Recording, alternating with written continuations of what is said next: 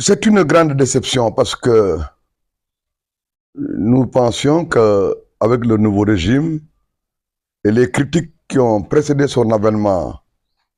critiques remettant en cause les pratiques qui avaient été connues à l'Assemblée nationale dans le cadre des majorités ou des groupes parlementaires, nous pensions que les initiatives parlementaires qui semblent aller dans le cadre d'une volonté de faire un passage à la force, par la force, étaient révolues. Malheureusement, après les tentatives de dialogue, après le dialogue sur le système judiciaire, le dialogue politique, au moment où l'opposition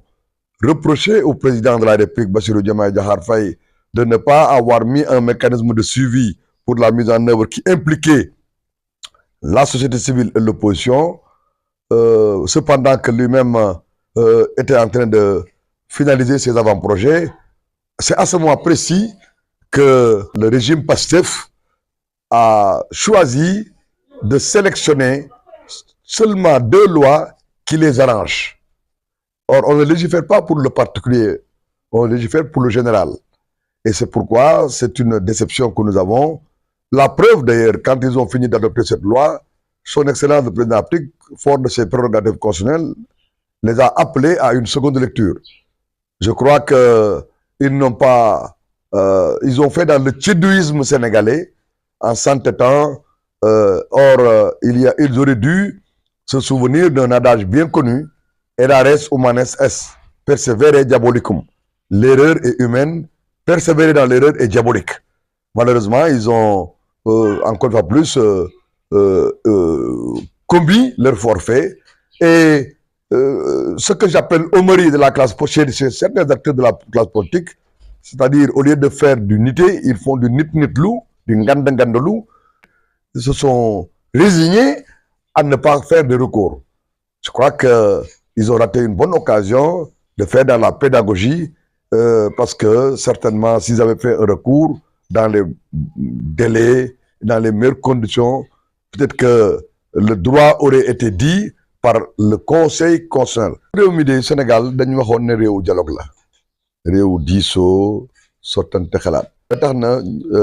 juróom-benn fukki at ak juróom-benn gannaaw bu Sénégal amee indépendance samp ay kuréelam am ay institution di liggéey li gënoon a jàmp li gënoon a am solo mooy sukkandiku ci liñ daan def mu baax wala day wax ne la nga jàppoon ba am lii bu ko bàyyi te jig ne la ci jamono boobu président Diomaye Faye ak régime Pastef biñ toogee ci réew mi 2024 dañoo lancé woon waxtaan ci système judiciaire ñi toogaat beneen at daaw mu lancé dialogue politique am ñu bañ a dem am ñu dem ña demoon bi ñu ci génnee am na ci ñu bëri ñoo xam ne nii dañ doon sàkku ci président de la République ak gouvernement ministre de l'intérieur ñu toog waxtaan ndax nañ ko def bu ne nañ ko waxtaanee moo ko war a jiitu ci anam boobu lañ jàpp ne président ak régime am ñoom ñi ngi doon waxtaan seen biir mu am waroo gis-gis wala waroo intérêt bu am seen biir bu fësal nag dëgg-dëgg li nga xam ne moom la ñëpp seetlu mooy bi ñu leen falee ci bopp réew mi ba nëgë ni am Demba indi Paate am Diomaye indi Sonko soxlaay réew mi ittaay réew mi itteelu leen xanaa bu leen itteelee bañ cee jéem ci seen télé ak seen ñàkk ak seen doyadi ak seen ñàkk humilité acte buñ posé rek day lor day yàqal si réew mi day nërmel daraja ak màkkaama réew mi mais également day dàq homme d'affaires ak investisseur ak partenaires yi nga xam ne dañ daan jëflante ak ñoom waaye loolu yëpp sax garawul ndax ñoom comme duñ fi yàgg duñ fi yàq luñ fi yàqit ci fa at yu néew ci weer yu néew dañ leen fi jëlee defar ko mais li ma bëgg a wax ci affaire loi réew mu tàkk mbiri loi électorale moo ko tàkk taal maanaam li ñëpp bokk nees koy saytoo soo ci amee wàcca taxas wet mbala nga parparloo parce que far aayul parparloo moo bon soo ko ci bëgg a defee da ngay di problème depuis 1992 93 code consensuel moo fi am waaye itam diggante boobu ak léegi saa yu Sénégal amee xëkkante dama jàpp ne waroon nañu juróom-benn fukki na juróom-benn weesu jéem a passage en force ndax ba ñuy def dialogue politique amoon nañ député yi majorité te terewul ñuy dialogué waaye loolu du loyauté as gor bu dee garmi la loyauté ngarmi di koy garmi la bu as gor bu dee garmi la su toogee yow waxtaan dara ba ngeen déggoo ci dara du rocceeku di mboccet carte gi di def loo xam ne bokkuloon ci la ngeen déggoo su ko defee rek nekkatul gor matatul wóolu kon nit su fekkee matatul gor amul kaddu amul orma dootul nekk sa nawle. alors waa Pastef def nañ passage en force kenn d'accord ci même seen président République bi nga xam ne mooy clé de voûte de gestion te li gën a yéeme mooy président République buy defar dialogue politique ak dialogue sur le système judiciaire bay defar loi balaa moo yàq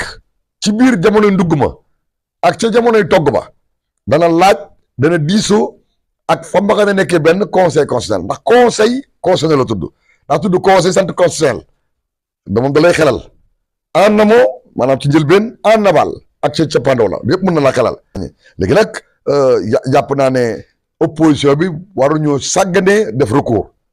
waaw ndax magum waxoon naa ko moo gën magum xamoon naa ko te réccu day fekk jëf wees